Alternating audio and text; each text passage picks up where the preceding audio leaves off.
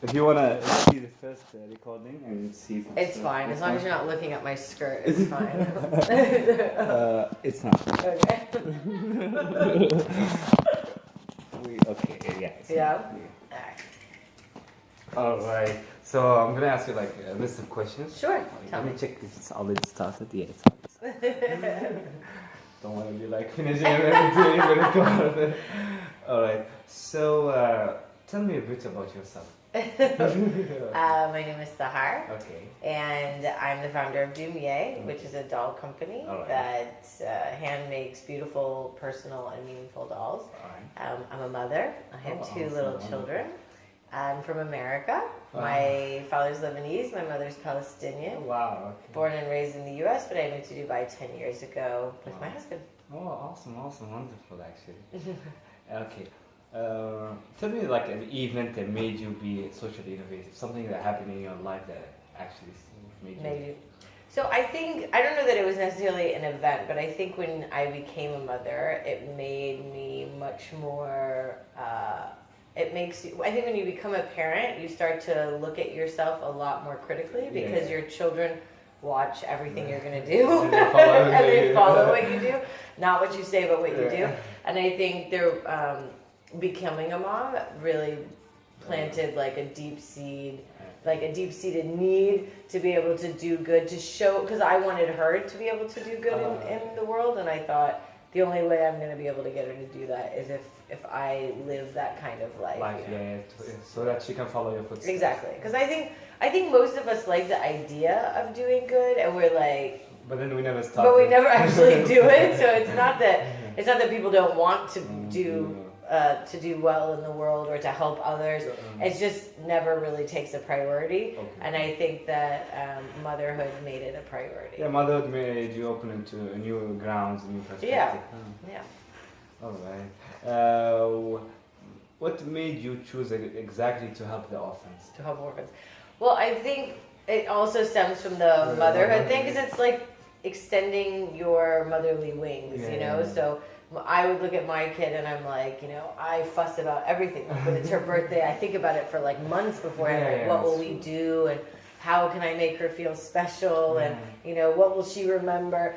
And then you have all these kids, I mean millions and millions of children who don't have somebody who's thinking of them like that in a thoughtful way, and trying to, who really understands them well and is spending the time with them to make them feel special. So I felt like this could be a really great experience, because it's not just about giving a doll. Like, we could just send them ready-made dolls and they would get them, and I'm sure they would be happy because it's like a toy and most of them have nothing. No.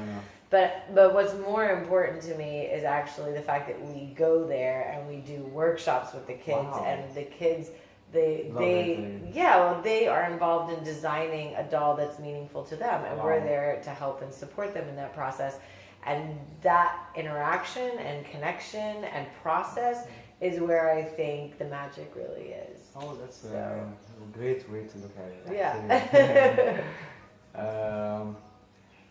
Well, before choosing like Dumye specifically, you had other ideas that you can actually do this kind of innovation? No. Only Dumye. I mean, honestly, before this, I was a branding consultant. I've been a graphic designer and worked in branding and strategy, and my whole job was to help companies. I felt like through design, you have the power to shape culture. So I was doing that for companies. That was what I was hoping I would be doing. But I think after 10 years of doing that, I looked back and I thought, I don't know how much culture shaping I'm really doing. I think I'm helping companies make more money. Just the back office. But I'm not necessarily sure that I'm actually making much of a difference through design. And so I've been looking for like an opportunity to evolve from using the skills that I had, but to evolve it into something that would be more meaningful and purposeful. I wasn't sure what it was going to be. I remember becoming a little bit obsessed with, I don't know if you've seen them, they sell them in Carrefour. They're like, they're plates, but they're made from pressed banana leaves, and they're dried banana leaves. It's actually really amazing. So like, banana leaves when they fall, like, so it's not like, it doesn't take anything away from the environment. It's basically like waste, right? So they take the banana leaves and they the dry ones, they wash them, and then they press them into plates, and you can actually like stick it in the oven. I mean, it's pretty amazing. They're disposable, but they can go through a few uses. And I became a little bit obsessed with that because I love the technology behind it, or like the innovation behind it, but the way that they're designed is actually not really that nice. And so I thought if you could merge the two, there could be something amazing there. If you could add a little bit of colors, maybe things like well, whether I don't know if it's necessarily color, but it's also shape and like the style. Like you could do some really cool maybe stuff you can with make it. cups too. Yeah, totally. Yeah. And so I became obsessed with the idea. But I think when I dove into it further, I thought, you know, this is maybe a little bit further out of my my realm, because it's a lot about distribution and production costs. I mean, we still deal with production costs and stuff, but like mass distribution, like you're talking, you have to sell like a gazillion of them in order for to make break even. Exactly. It didn't really, it wasn't for me. So I don't know. That was just one of the things that I had looked at. But I was looking for ways to use design to shape culture, because that was why I became a designer to begin with.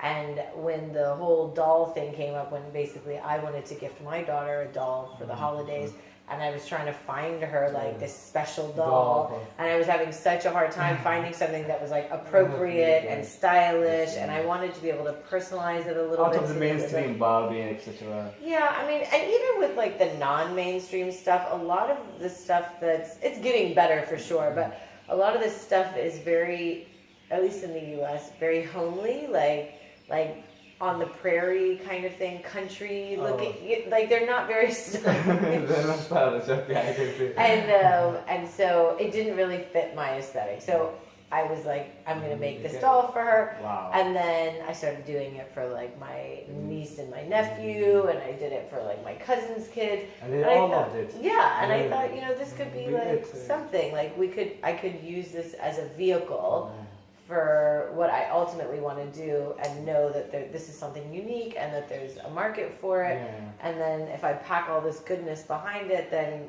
you know, it'll kind of work. It's beautiful, actually, beautiful. Did you face any barriers? Of course.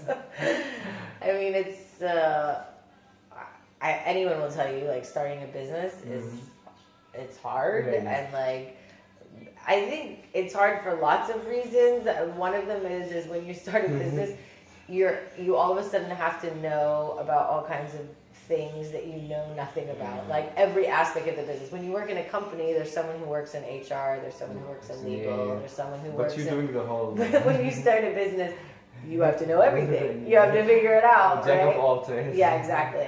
And so that is hard, because usually you go into it with a certain skill set, or a set of skills that you're good at, and then you have to work really hard to fill in the gaps. Either you bring in a business partner, or you do late nights and a lot of research and persistence. So you find people that know the answers. You try to build like a consortium of people that you can go to and talk to help you find the answers quicker. So that is hard. I think it's also challenging from the perspective, and I don't think it was always like this, but I feel like these days when you start a business, everyone's like asking you know, what round of investment are you on? Blah blah. Like it's all about raising money. And that never about the idea sometimes.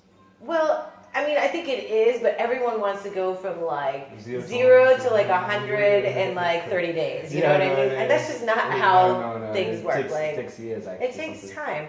And so for me, we didn't go out and raise money. I wasn't looking to raise money. I wanted to build it like step by step. And then I think it gives you the freedom to be agile that way, because you're not responsible to anybody.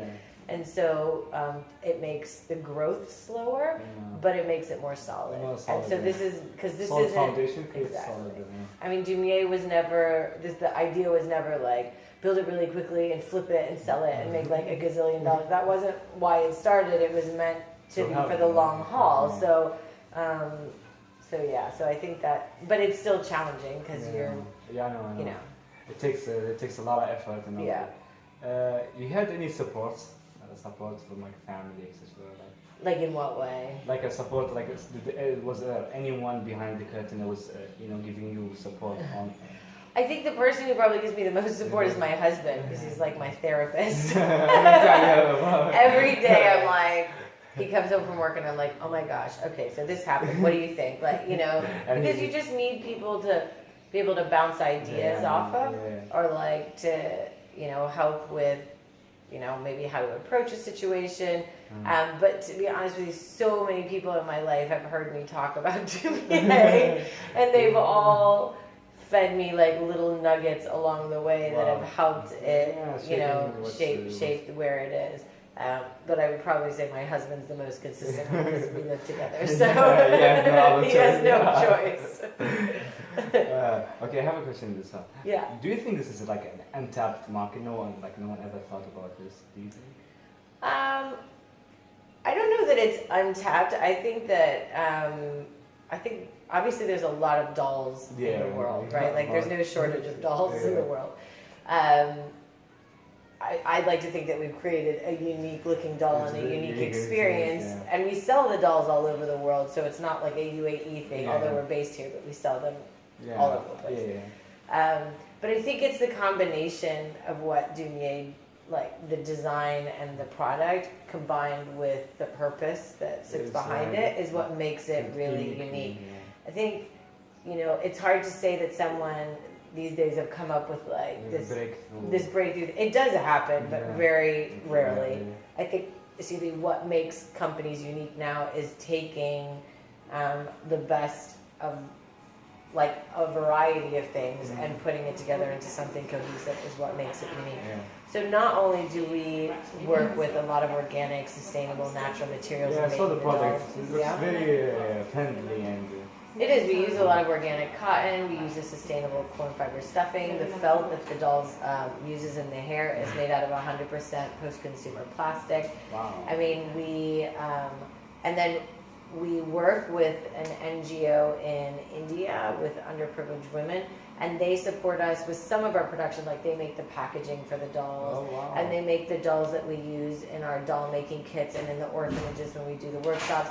And so we support them with dignified work, and then in turn they use that money to educate the next generation of girls in their community.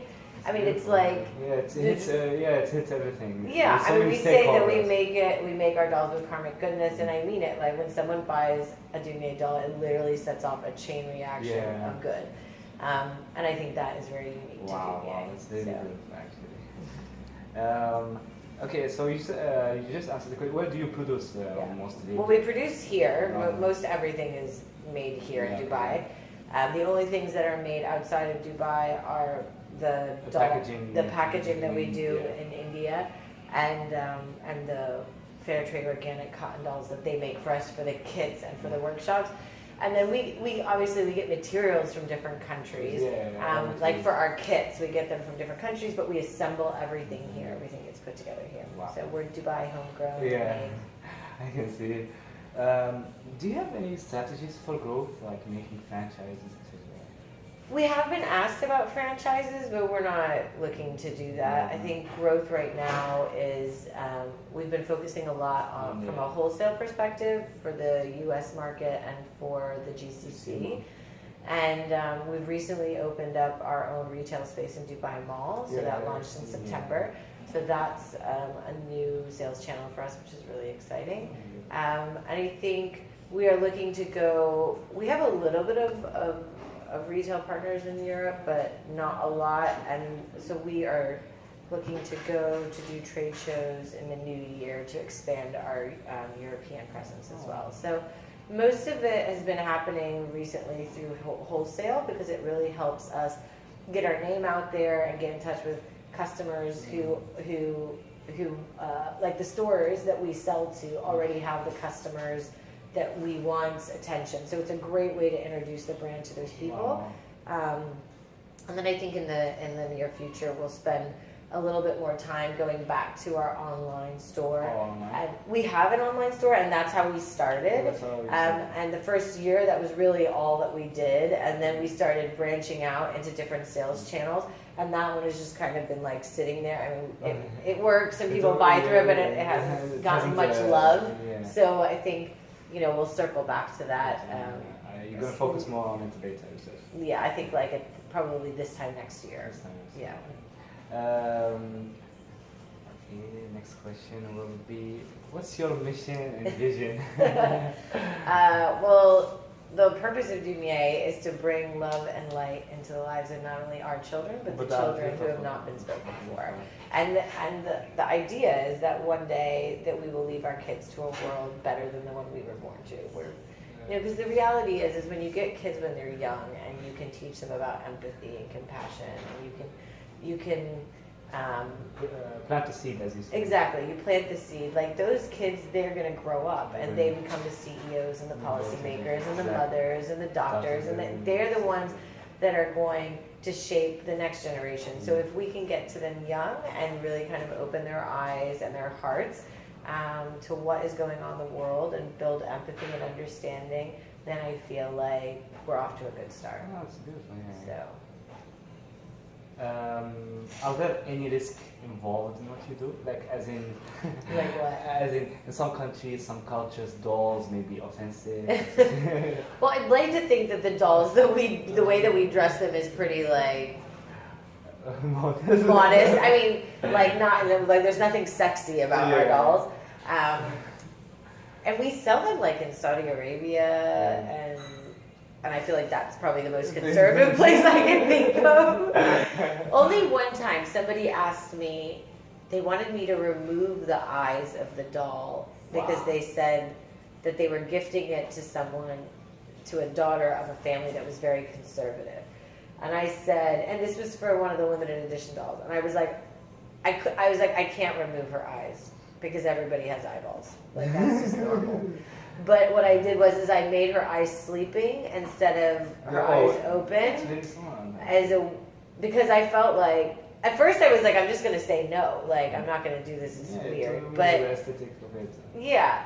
But then I was like, you know what? There's a little girl on the other end of that's gonna get the doll, and like it's not her fault. So like we'll just make the doll sleeping and dreaming, and then she still gets to have her present. So that was the only time anyone ever said to me. Way to solve it.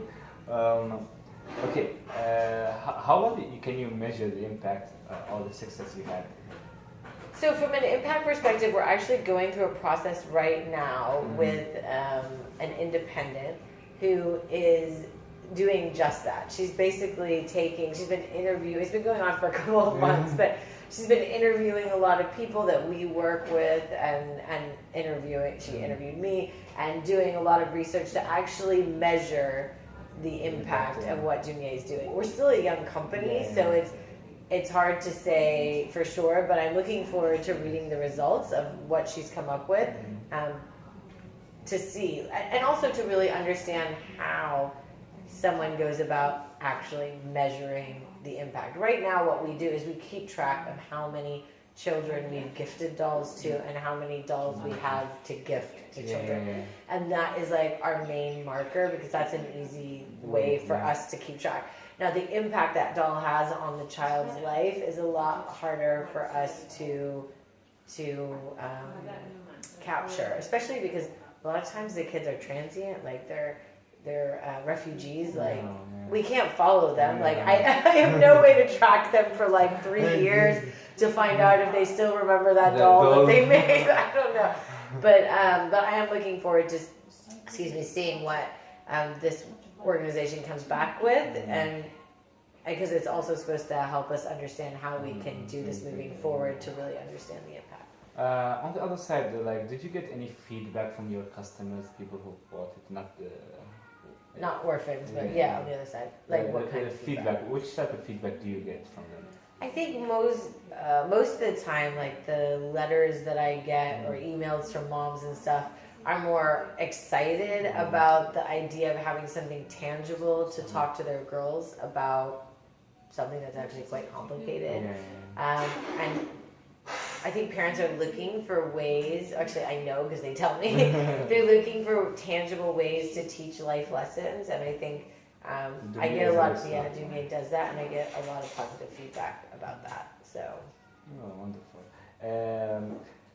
Systemic change. Let's talk about like people get like bored of something. Yeah. You know, kids change. Like for instance, this year they like dolls. Next year they like PlayStation, etc. Yeah. Have you ever thought about that? Maybe a way to evolve, etc. Well, we are looking at extending our accessory line because a lot of times as the girls grow, they want to change the doll's clothes, you know, and like add to it. So that's something that we're looking at.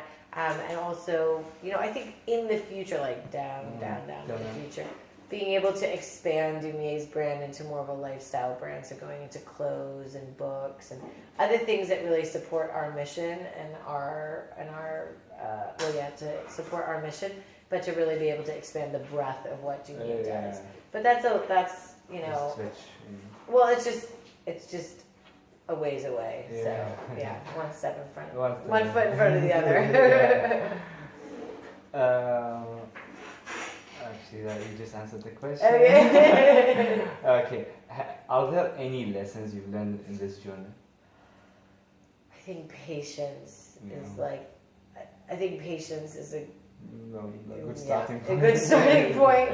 I think the other thing that has been. It's a hard lesson, but it's an important one, which is that everything doesn't have to be 100% before you share it with anyone. And I'm a perfectionist, so I want everything like exactly right. But what ends up happening is you hold it close to you for so long, no one sees it, you can't get any feedback, you know, it's only your perspective.